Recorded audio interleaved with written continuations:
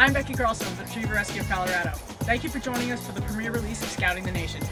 Please stay tuned for a special ending credit segment which will feature some of Colorado's missing or stolen pets.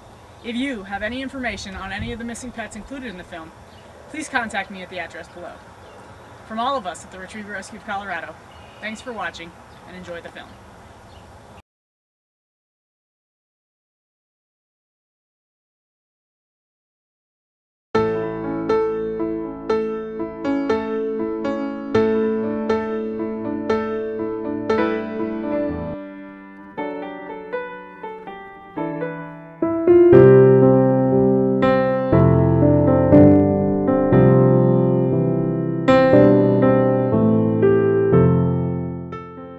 Well, I'll talk about her background, but Right.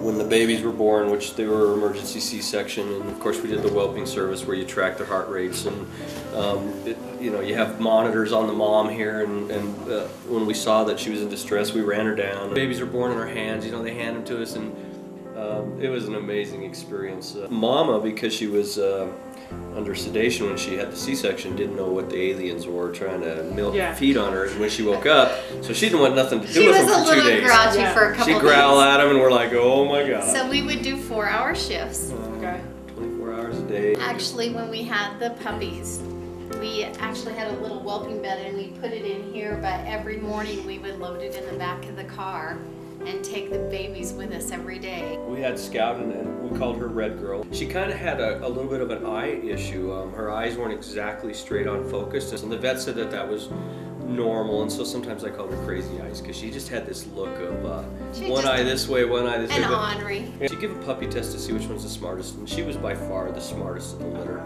Everything she did, she was just above and beyond all the other dogs. No other dog playing with her had much fun because Scout always got the ball, always got the duck, always got the frisbee. They all just kind of would chase Scout doing all the retrieving. I decided I was going to keep her. Well, I decided long ago I was going to keep her, but I decided that, as far as they're hunting and they are bird dogs, and it's in them, it's in their blood, and if I would go out and get a piece of open the cupboard where the camo clothing's kept, Scout would be like just going absolutely bananas. She was a hunting dog, and I thought, you know what, let's get her a hunting trials and a championship, and I might not ever use it, but I just wanted to see if she could do it because she was so good. I wanted to see how far she could go in a competition like that with other dogs, in a sense. We kind of started researching the web, and we come across the trainer's name, and then I found a guy in Grand Junction that I actually knew, and I actually knew his dog that had used this guy. And at the time he said, yeah, I spent the night with him 6 times. He had a real nice kennel set up. Really a nice trainer. I think you should look into him. Satisfied with both a personal recommendation from a friend and several phone interviews later, the Richards would eventually make a decision on the future of Scout's hunting training. We decided that we were going to go to Denver, and Hunter had a show in the Coliseum, and we were going to take Scout and drop her off for a 3-month stint. And what we told Jeff was, we'll come to your kennels and see your facility, and then we'll decide for sure, 100% for sure, that we want to let go of Scout. While we were at the Coliseum, Jeff called me and said, hey, don't worry about coming all the way out to Bennett. I'll just meet you at the Bass Pro Shops. Pick up Scout from there. First dumb mistake I made with my dog. And we were scheduled to go to Hawaii for a business meeting trip. The following week, and I told Jeff our last famous words were, this is not just a dog, this is my daughter. And he assured me that he had nice facilities. She was just in there for the ride, for transporting, and I remember telling him, don't lose my dog. So we called on Friday. We were headed over. We said, we're going to be in Denver. We'll come and pick her up if she's doing great. She's having a great time. But Scout was having anything but a great time.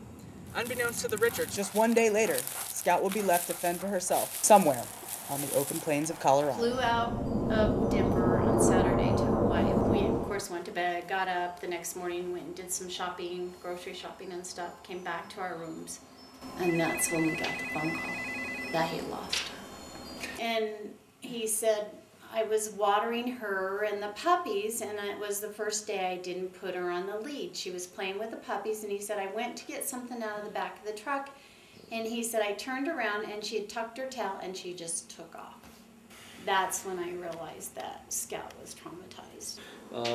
You know, even the best trainers in the world, I've since learned, will admit that they've lost dogs. He says, well, she kind of fought against me every morning when I get her out of the kennel.